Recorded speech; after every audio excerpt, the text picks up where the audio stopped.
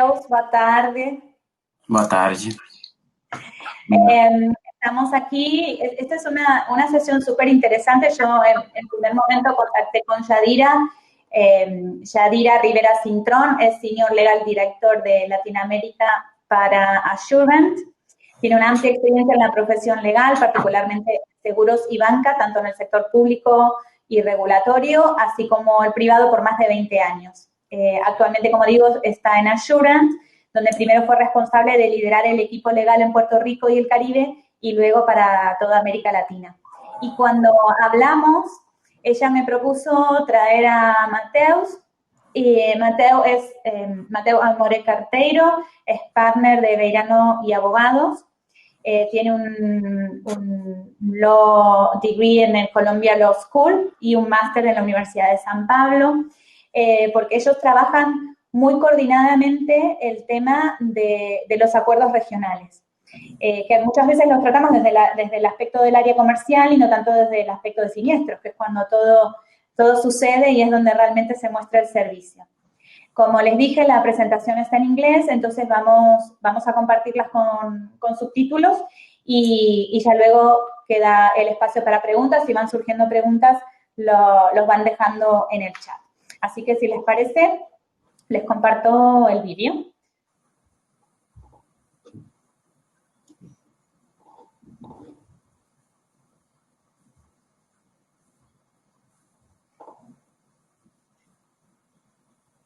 Well, good afternoon, everybody, and thank you, Gabriela, for inviting us for this presentation in this afternoon.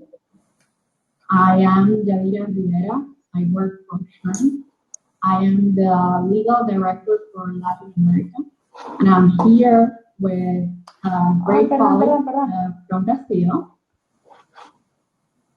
Discúlpenme, que no están saliendo los subtítulos. Disculpen. Well, good afternoon, everybody, and thank you, Gabriela, for inviting us for this presentation in this afternoon. I am Yadira Rivera. I work for Gestión. I am the legal director for Latin America, and I'm here with a great colleague from Gestión, Mateus Aimore Carteiro. Welcome, Mateus.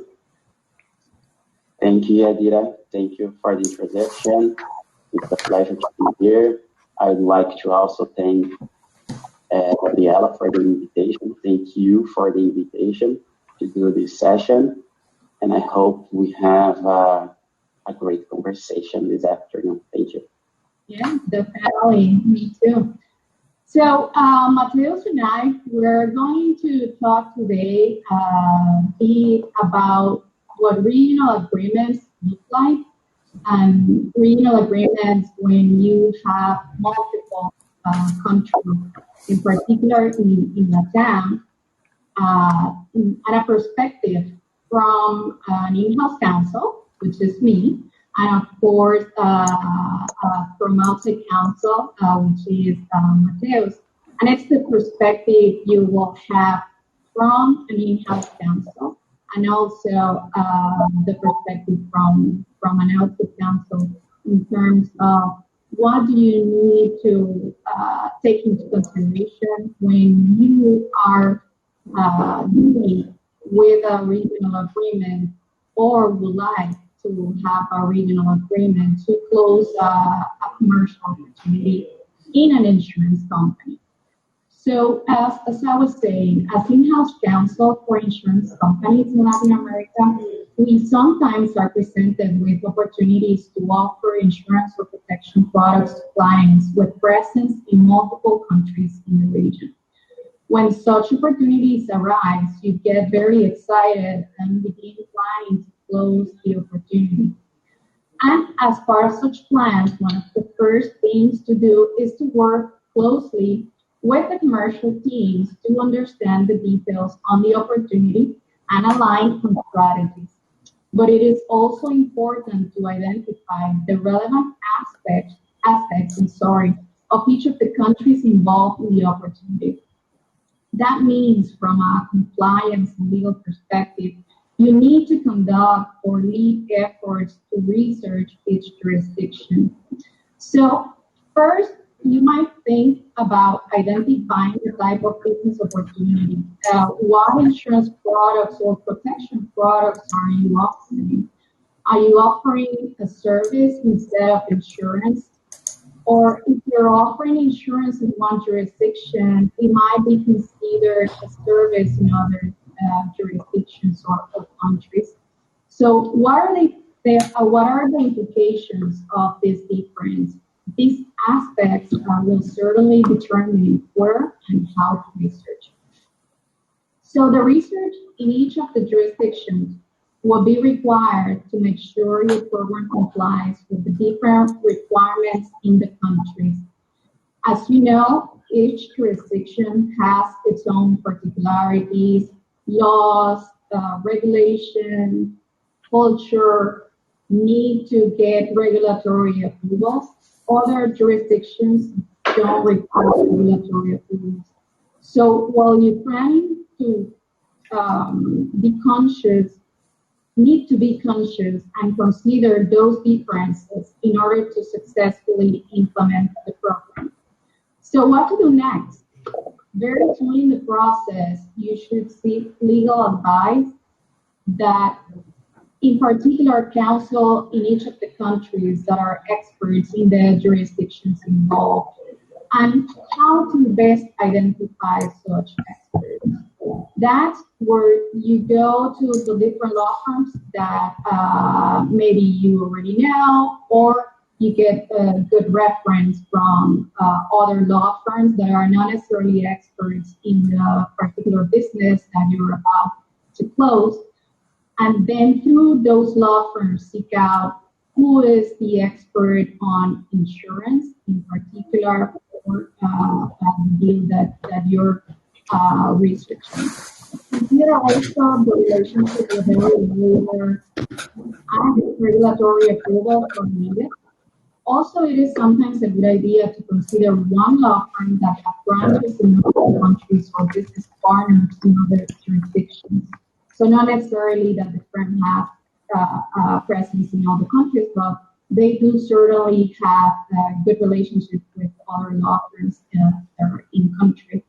And this, if you choose this particular scenario where you have one law firm that will aggregate all the opinions, it will be efficient, because at the end of the day, it will be very efficient to digest and implement the results of their research more efficiently. So with this background, I now turn to my colleague, again, Mateus Aimore. Mateus is from the Veirano law firm, and he is in Sao Paulo, in Brazil. And very glad to have you here again, Mateus, and have your perspective from an outside counsel perspective and with this background. What's your first reaction when a client comes to you and seeks legal advice on a regional opportunity? What do you want to know, and how can we better explain what we want? Thank you again, Yadira. I think you already did a great introduction and a great overview from our in-house counsel perspective on regional agreements. And just for some clarification on terminology, when we talk about regional agreements, I can also find references as umbrella agreements, master agreements, framework agreements, always meaning that is an agreement taking into consideration general terms or guidelines on how a project will be performed, on how the contract will be performed. So going back to your question, I think that first of all, I need to understand when I get an email or a call from a client, who wants to talk about a regional agreement, you should not understand only the problem that the client has, but I think the overall idea. It's much more than a specific issue. Because you're talking about, generally speaking, several jurisdictions, you're talking about several people involved, you're talking about sometimes service, sometimes products, but overall, it's not necessarily one small thing or one service or one product. It might be several. And so the full picture is really important. And I think when you mention the necessity of having maybe one outside counsel taking care or being responsible to supervise the negotiation in all jurisdictions, and it's important because of that. Because if you don't have uniformity on the information, you might not be able to actually have the full picture, understand what's happening in all the aspects. And then the whole idea of having a master agreement, a regional agreement, an umbrella agreement to cover and give you the full framework on how your contracts will be performed may be lost by miscommunication or any other problem. So upfront, I think the good idea is to have uniformity on information and on how the agreement should be drafted and what the actual needs, not only from the perspective of the entity who will be responsible primarily to negotiate the agreement, but also for the other entities that a specific company is involved in and dealing with. So it gives more complexity because you're not looking only at from one perspective, but you're looking from several perspectives and trying, of course, to gain or to have more leverage on the negotiations or being able to negotiate better because you're taking in consideration only one agreement instead of several.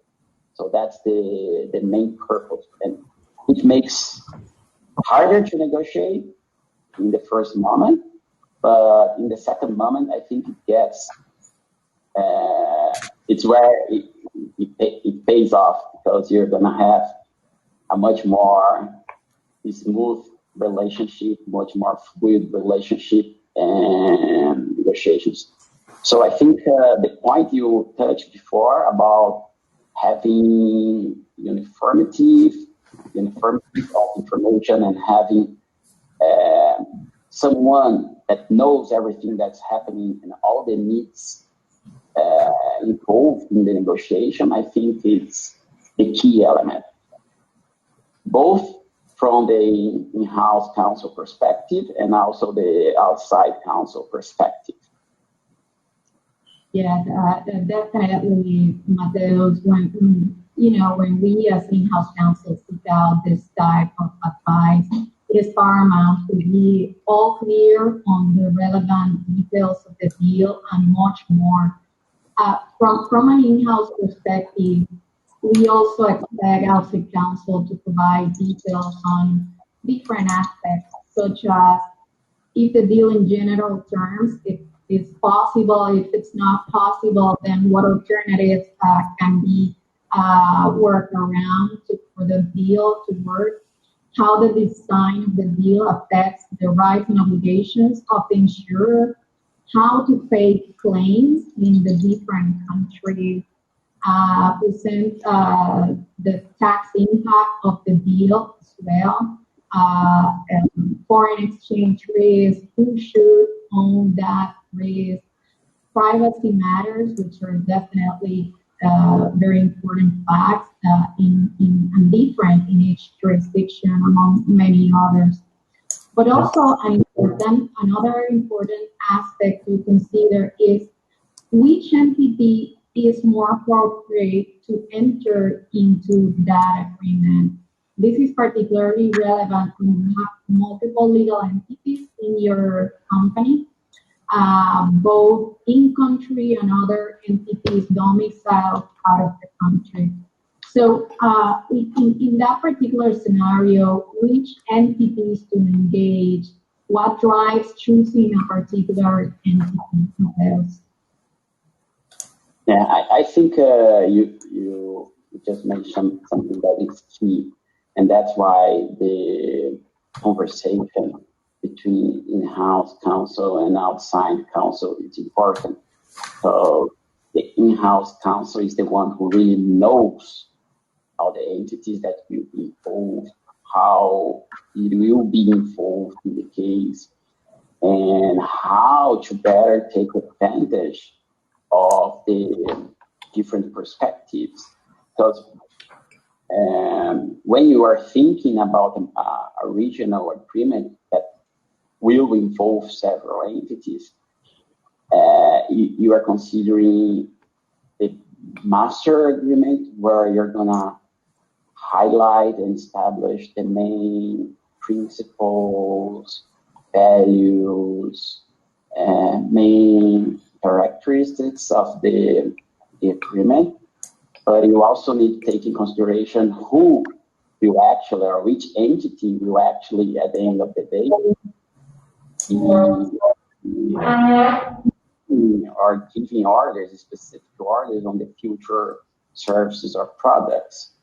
So the answer is, as lawyers love to say, it depends a lot on how it will be structured and which entity will be the one most affected. Because when you take into consideration multi-jurisdiction regional agreement, for instance, and you are considering tax, and I'm saying this based on my Brazilian experience and as not a tax lawyer, but usually the entity who receives the service or who receives the good will have some sort of tax implication, or paying or not paying tax, and not necessarily the entity which negotiated the master agreement. This specific entity may be affected because of the orders that it will issue or not, depending on how the deal is structured. So besides the general provisions, and that's the main purpose of having a regional agreement, a master agreement, to establish these general clause, general provisions, provisions that will be applicable to all entities, and from the perspective of the main entity, of the mother entity, you will be able to protect or guarantee compliance with the rules of the company, which is very, very important nowadays. You also need to take into consideration who will be actually requesting such service products and therefore issuing the main orders. That's basically the part of the future of the contract, because you regulate the framework, but you don't regulate everything. You leave everything for the specific orders. So this is something that only a very good conversation between in-house and outside counsel will be able to show and help the parties to better address the topic, mainly taking consideration that firms in general, full service firms, have several specialists inside in all the fields, but they don't understand well. They should understand well, but if there's no good communication, they don't understand well the business of the client and the needs for that specific case. So in very short, it depends a lot which entity will be better fit but you need to take into consideration all those aspects from the framework relationship, more general, and also the specific orders related to the agreement. Yes, definitely. That part of choosing, the entities can be challenging, and depending on, the implications of choosing one entity instead of another. So definitely food for thought on that. Another important point to consider, and we've been talking about this, is this framework agreement. Is it advisable to have just one agreement, master agreement, one per country, one master plus schedules per country? What's your vision on that? Yeah, I think the main idea here is to try to have actually one master agreement and leave for the specific jurisdictions, for the specific countries related to the regional agreement, the orders, the specific orders related to services or goods to be acquired. Therefore, you get the real advantage of the master agreements, which basically brings uniformity in the part of the negotiation, and also the performance of the contract itself, and how it is how it is the day by day business. So this master agreement will have provisions, or three main types of provisions. The first one's to determine the process of agreeing and executing the orders. The second one on what provisions will be incorporated in these specific orders. And here, when we are talking about the second category, I think it is where it gives a lot of comfort to the company to know that every order will have the same treatment in terms on how communication should be done, on compliance rules, and many other aspects that make from, and you can imagine the life of a contract manager having more uniformity on how all those orders should be performed, how his life will be easier, right? So I think this is it's a key category of provisions for these agreements, because you leave the specific orders for the future, but at the same time, you already established the framework necessary for the company to feel that the company is in a good position, and if its interests already established in those future orders. And the third category that might be helpful as well is to already have a sample of those future orders. So you still have some level of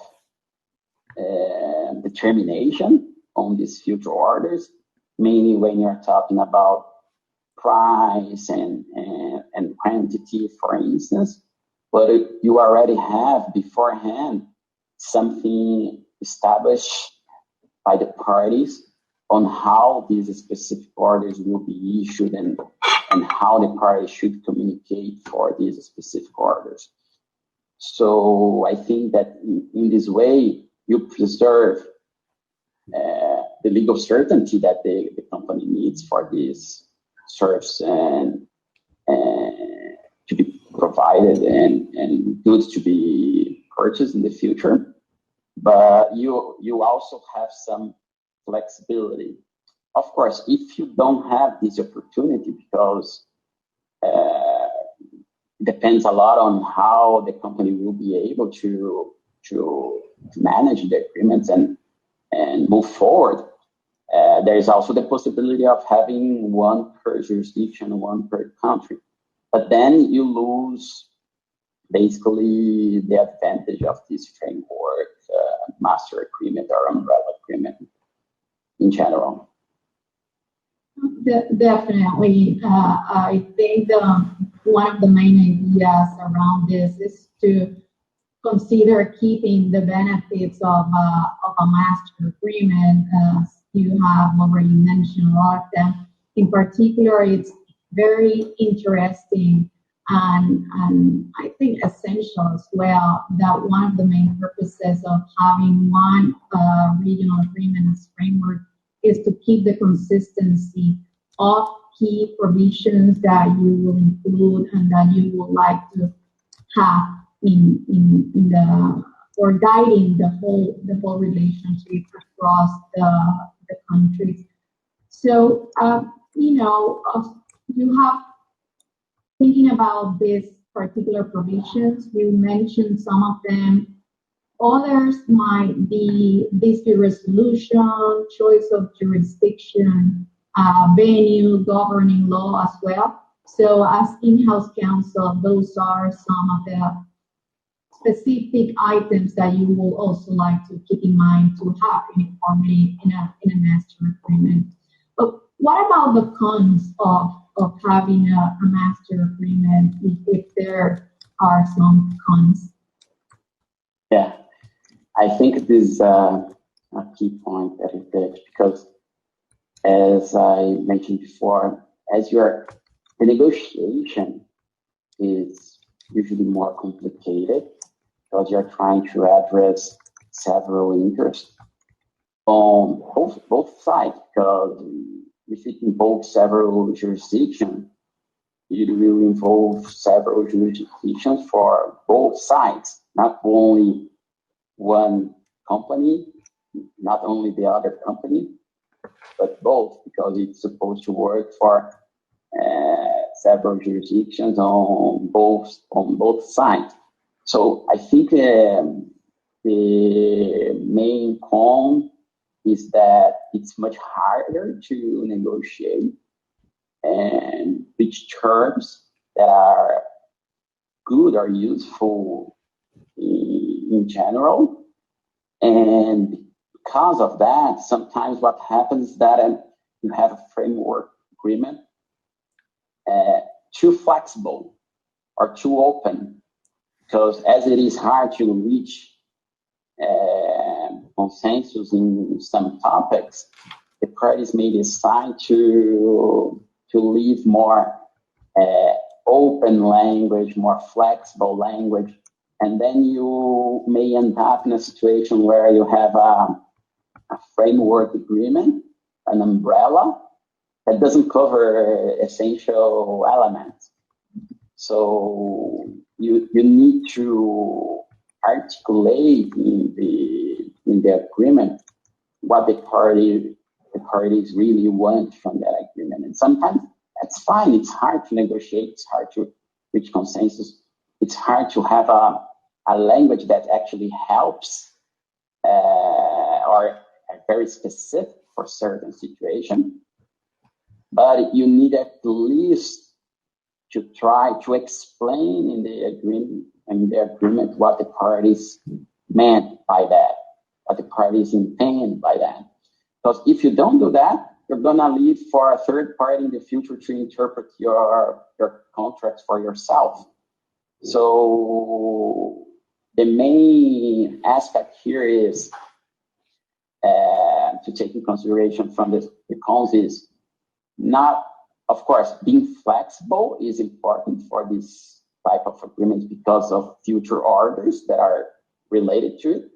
It's the nature of it. But it cannot be that flexible, so it doesn't help in the future. Because the parties will have to get back again on the table to say, okay, we have this provision, but it's not clear what we wanted from that. And the main challenge to be taken into consideration. I think it is in terms of having something flexible, but giving guidance, giving the actual framework for the future relationship of the parties. Yeah, I think what you mean is there's a delicate balance between having something that can be enforceable and giving the flexibility also to work for all the countries. And it can be challenging, as we know that we have different key stakeholders in the countries wanting to, protect their part of the deal. So definitely important to consider that although a master agreement would work, there are certain considerations that need to be given for it to be able to work. So what other aspects of Mateus to take into consideration while doing or trying to close a master agreement? I think that what you mentioned, it's basically the same thing that I have in mind. We need to be able to articulate that provision and that clause in a binding way. So it gives certainty for the parties. It's basically what parties are looking for when they negotiate agreements in general. And there are several topics that may be considered. I would say ethical rules of the companies, these are important because once you establish that, everything goes easier. Time, periodicity for performance review, it helps as well. Forms of communications, interactions between parties on what will be agreed, how it will be agreed. And more importantly, parties need to take or have in mind all the time that they are establishing the framework, the master agreement for the future orders. So they don't need to, in that specific moment, to make future commitments. Because if you do, you already have, you're leaving, you're taking out the actual advantage of the master agreement and the regional agreement, because you are already establishing beforehand how it will be performed. So it's important to keep in mind the need to establish in a binding way what is really essential for the parties in that specific regional agreement, but leaving for the future the real needs, because this gives the flexibility to say that in one specific month you're going to need 100, and the second month you're going to need 300, So I think there are several other aspects to take into consideration, but the main message here is try not to commit on the future, because this is exactly the purpose of these regional agreements, umbrella agreements, where you can establish upfront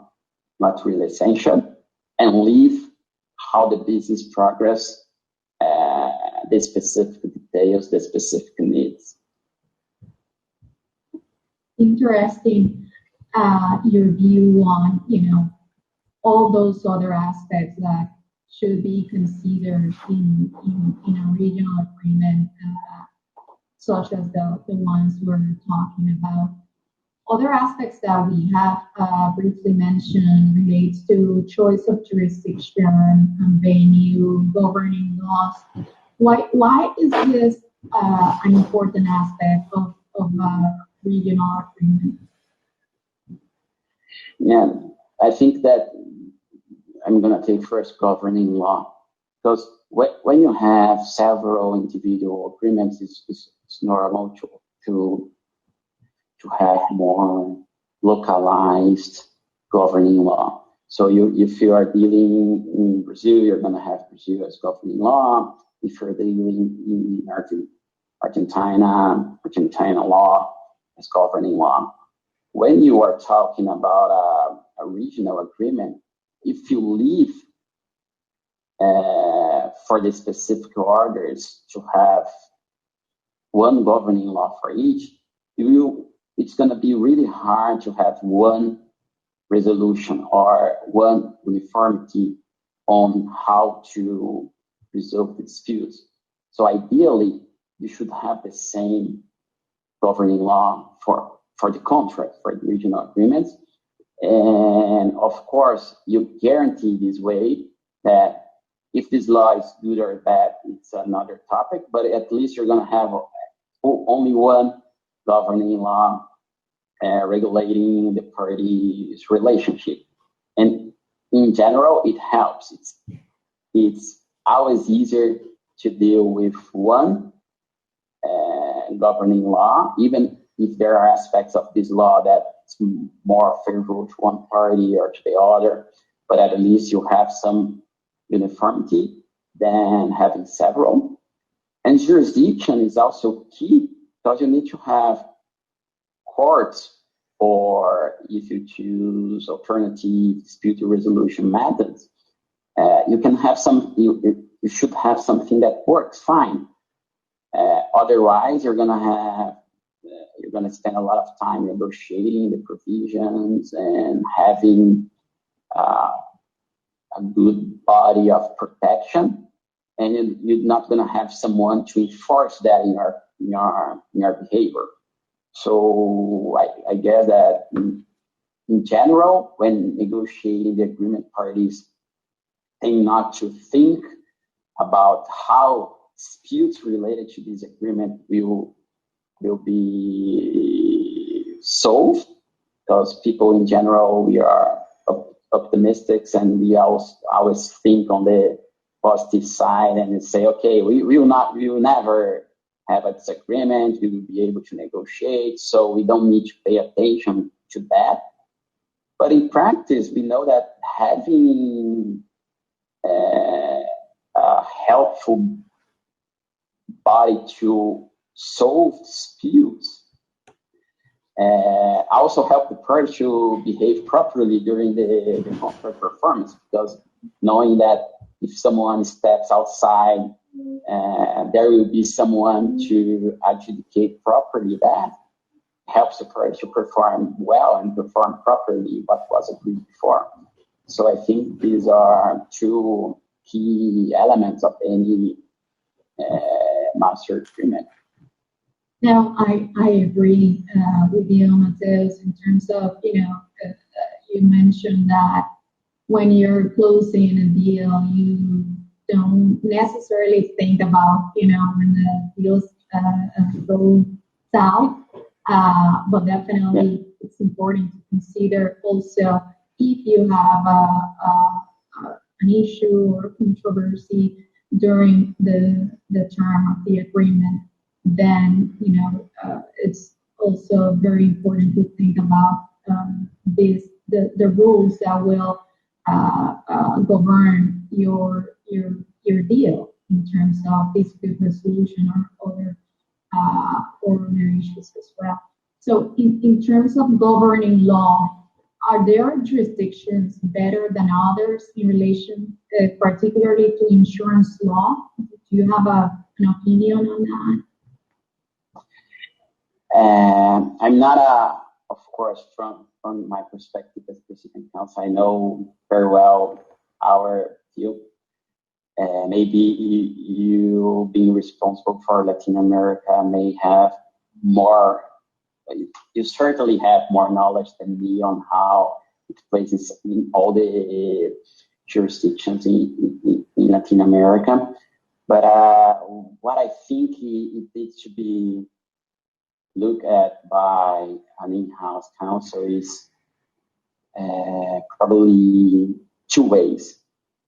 One, the protection that the governing law gives to the contract itself and the pacta sunt servanda and the provisions that the parties are establishing.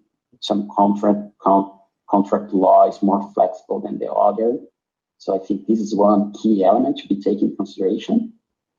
So contract law as a general, how it is protected by the specific governing law. And the second one goes exactly to what you mentioned, is taking consideration the specifics of the agreement or the contract itself. So insurance law, how it is seen by the governing law and jurisdiction where the parties might end up choosing. And for instance, insurance law, I know that there is a lot from country to country, regulations. So of course, when you're talking about this specific field, see how regulations work, I think it's essential. And depending on the agreement you have at hand, the service to be provided or the insurance to be sold goes directly to the end user, the consumer. And then you also need to take into consideration how for instance, the consumer law in that specific jurisdiction works. In Brazil, our consumer law is very protective, and one may say that's too much protective on behalf of consumers. So this is something that may not be directly related to the master agreement because the relationship will be more company to company, but this may affect indemnifications and sort of problem that the insurance company may end up in the future. So I think two general aspects, contract law and specific law, needs to be taken into consideration. And when you're going to the specifics, not only from a regulatory perspective, you need to be analyzed, but also other implications such as consumer law. So there are a lot of aspects to be taken into consideration, but you certainly have a lot of experience in Latin America and you know certainly better than me which law will you protect better interests and be more friendly to business. Definitely, and I'm no expert in any particular country, but definitely, having done business in the region for a while, what we've heard from some insurance attorneys in Latin America, it's that maybe Chile can be considered as advisable because they consider that it is efficient, it's fast, and it's a sophisticated country in terms of insurance. So in that sense, again, no particular opinions. We're not particularly giving opinions on what to choose, but definitely good to have a conversation around what you just mentioned, and also consider countries that are more friendly or knowledgeable, at least knowledgeable about insurance. They could match.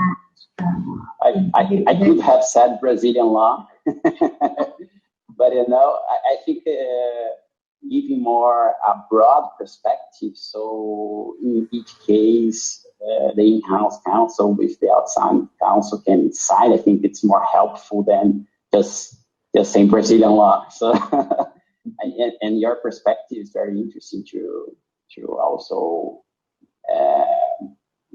add more on this. And you're exactly right.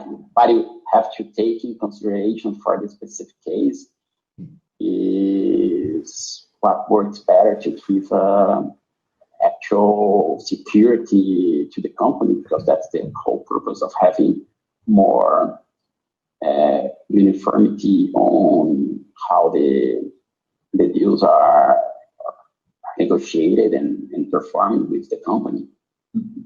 Yeah, definitely. We talk a lot about dispute resolution, and I'm wondering, do you have an opinion or a suggestion about what is the best alternate dispute resolution method, if you have one, and why? Yeah, I think that's something that I mentioned before on, not having several individual contracts, one per jurisdiction, and having a regional agreement that gives you more, broader view on the subject.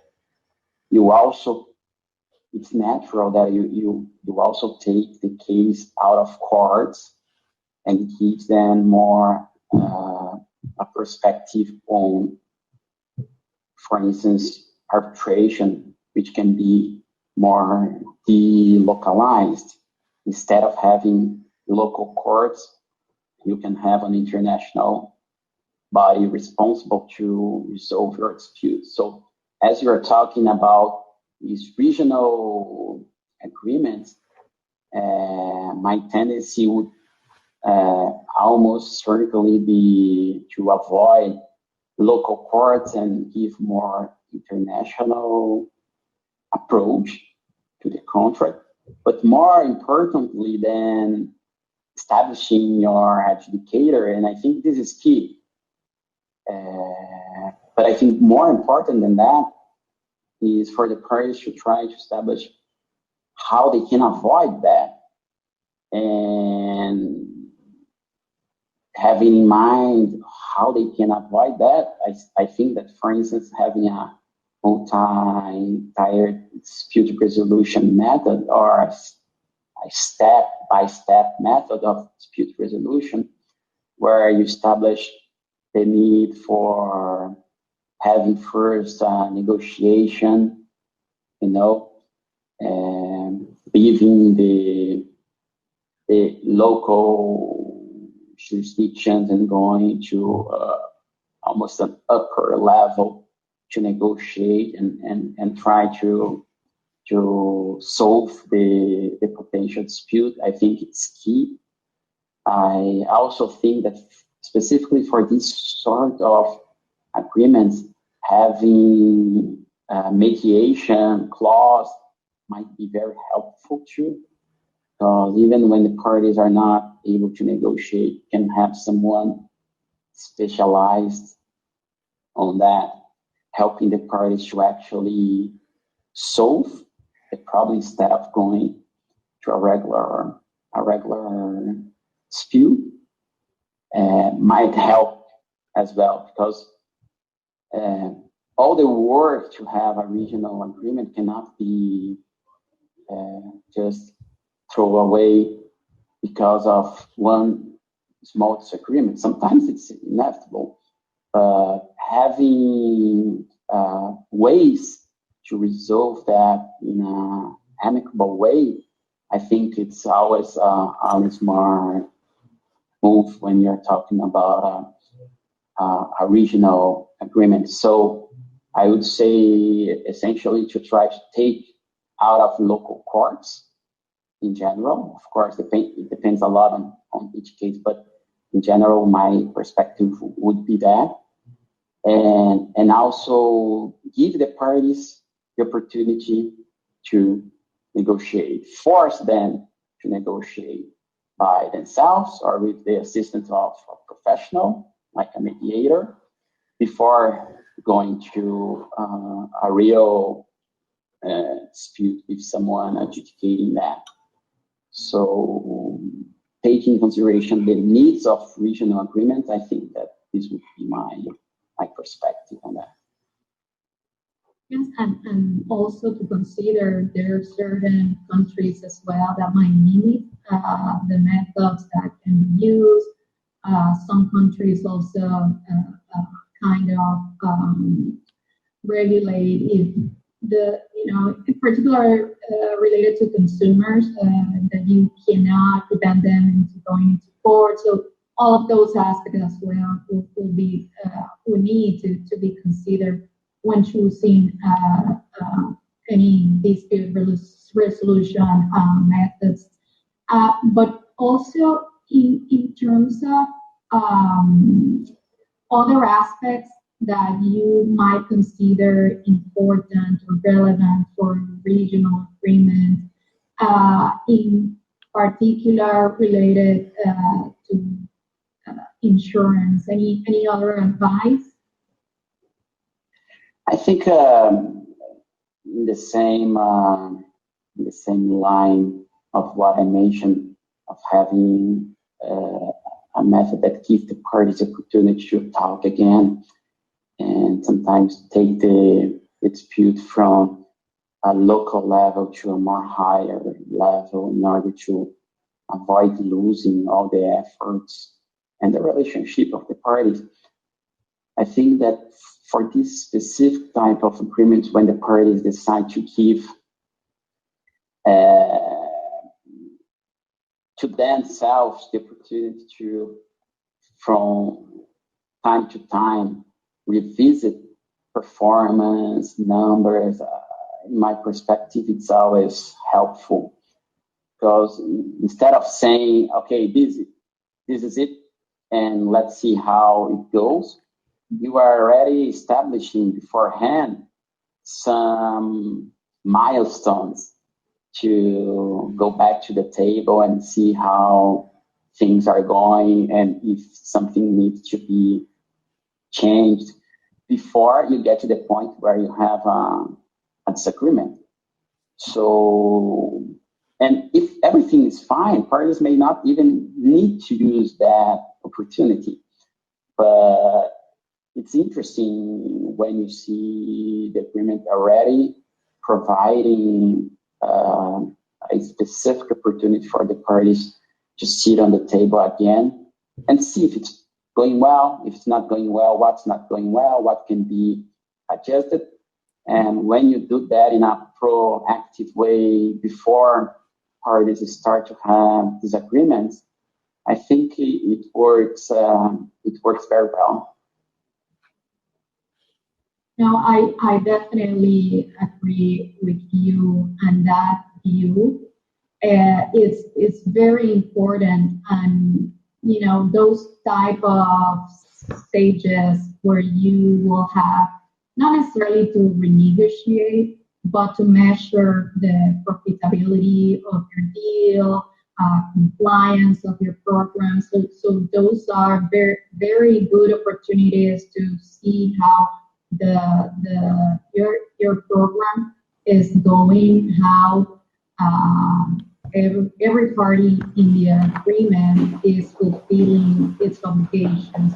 So definitely very good advice. I think that in these times where we are unfortunately living the event of the pandemic, it's also good to have that in mind, and how to keep in mind that in particular, the force majeure provisions in an agreement as well will give you an opportunity to also revisit your agreement in an unfortunate and unforeseeable situation like this. So having that in mind, do you have any advice in terms of how to look now into this type of provisions when we know if you're entering into a new agreement, and now you know that this is of course possible, and what will be your advice in terms of taking that into consideration while contracting in COVID times? Yeah, I think that the first aspect should be taken into consideration is how the governing law deals with the force majeure in general. There are countries where the parties need to specifically regulate in their provisions, in the agreements, how force majeure applies. In Brazil, for instance, there is a provision on that in our civil code that will apply to all contracts. If the parties establish a force majeure exception or not. So this is a first step. But beyond that, I think it's basically what we discussed a lot here in this regional agreement where you have several entities involved. The necessity to really talk to each other and negotiate in good faith. As you leave the specific orders for the future, in a case of a COVID-19 situation like we are having now, the parties may just stop placing new orders. But it's important not only to behave accordingly to the situation, but also, make sure that everything is immediately communicated to the other party in good faith, and also mitigate damage.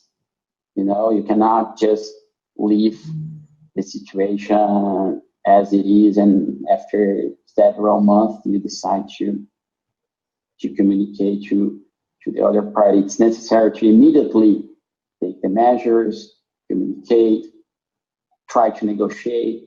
Courts are not going to be able to resolve all the conflicts that may arise from COVID-19 situations. So again, we go back to the necessity of having a good relationship, open communication, being able to treat the other party in a fair way, and again, mitigate damage, trying to be as fair as possible in such situations, because it's extraordinary, never happened before, and no one knows exactly how to deal with that. It will be, of course, case by case, but I think that everything that we discussed here and talking about these regional agreements, it is aligned with the measures that the parties should take, because if you have an agreement to work for several jurisdictions, of course, those jurisdictions will be affected in different ways by the pandemic. It's not going to be the same. So it reinforced the need of immediate communication and the parties being open to talk to each other and see how to address the situation, because much better than having someone deciding your dispute for you is you being able to resolve by yourself and with the cooperation of the other party. So I think that's the overall idea. Yeah, and I agree. And I would add, that knowing beforehand or trying to plan ahead for a situation like this, hopefully we will never have something like this ever again. But to foresee that in the different countries we will have different restrictions, and that will at some point prevent you of complying, with some of your obligations. How do you plan ahead and know that you're not going to be able to comply with those obligations, but also to plan ahead and see what will be the mitigators and try to reduce your liability in exactly. for not complying. But definitely I think that all this that we have been discussing, Mateus, gives a good perspective of what to think when you're entering into a potential regional agreement with a client. I hope that gives you our audience all the alternatives, or at least some of the alternatives that you have to try to put in place an agreement that makes sense for multiple jurisdictions. If you have heard as pieces of a puzzle, you can put together the different alternatives that we have presented and a lot more. And at the end of the day, build an agreement that will help your company and will be satisfactory to the parties involved. So thank you, Mateus, for your participation. Thank you. And thank you to Gabriela Rosier as well for inviting us.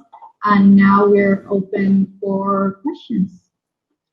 Thank you. My pleasure. Thank you so much.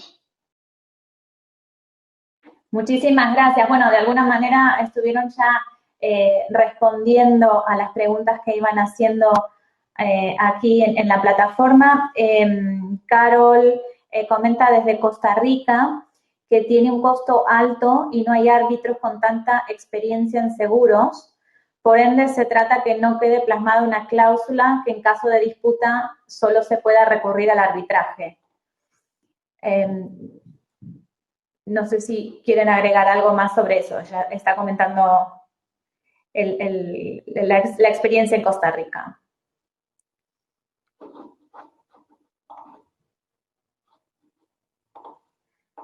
No les escuchamos. Sé que yo les había bloqueado los micrófonos para no ser... ¿Me escucha, Gabriela? Sí. Sí, ok.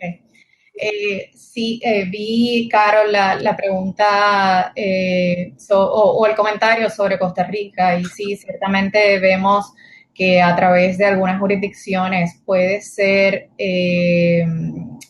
muy costoso o inclusive no encontrar, ¿verdad?, los expertos en arbitraje que estén disponibles en la jurisdicción. Por eso también a veces se mira, como conversábamos ahorita, se miran opciones de escoger, ¿verdad?, otro lugar para llevar a cabo ese arbitraje. Eso pues también, por supuesto, tiene sus costos.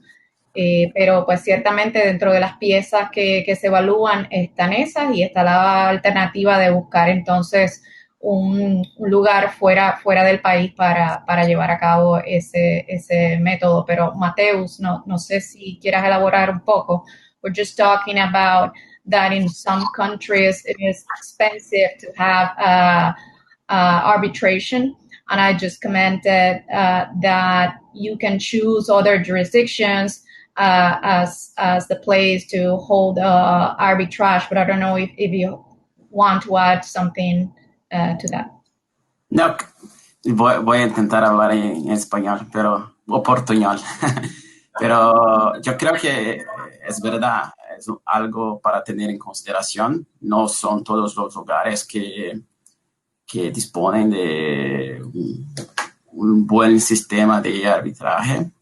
Y la opción es si realmente trabajas con un contrato regional, que es mayor que una jurisdicción solamente, eso es parte de la conversación de lo abogado interno, externo, de ver cuál es la mejor jurisdicción para el arbitraje también, para saber si es en Costa Rica, en Miami, en Brasil o otro lugar, pero ella está con toda razón, tiene que llevar esto en consideración. De acuerdo. Bueno, creo que el resto de las preguntas estaban ya respondidas. Yo les agradezco muchísimo.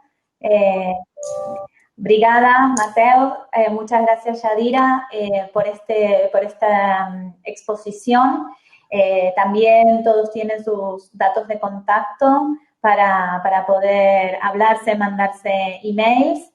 Y bueno, ya es la última sesión, así que agradecerles a todos los asistentes, disculpar los problemas técnicos que, bueno, lamentablemente estamos todos encerrados en mayor o en menor medida y la verdad que es agradecer muchísimo a los oradores porque es muy complicado, como decía más temprano, ser orador frente a un público que no se ve cómo va reaccionando ni nada. Con las herramientas que cada uno tiene en su casa, las conexiones, las cámaras, los micrófonos, pero bueno, que a pesar de todo eso hayan estado a disposición ustedes y bueno, todos los oradores que nos acompañaron hoy. De cualquier manera, creo que el contenido lo hemos podido compartir. Van a estar las grabaciones, van a tener la lista de contactos de todos los asistentes y de todos los oradores para poder seguir teniendo la conversación que, bueno, al final es un poco el objetivo, ¿no? Que no sea simplemente una presentación de vídeo, sino que el intercambio siga más allá de haberse conocido virtualmente y creo que por un tiempo largo nos seguiremos viendo virtualmente, lamentablemente. Pero bueno, gracias a todos, muchísimas gracias a ustedes y bueno, quedamos en contacto para cualquier otra ocasión. Muchas gracias, Gabriela. Gracias. Obrigada. Gracias.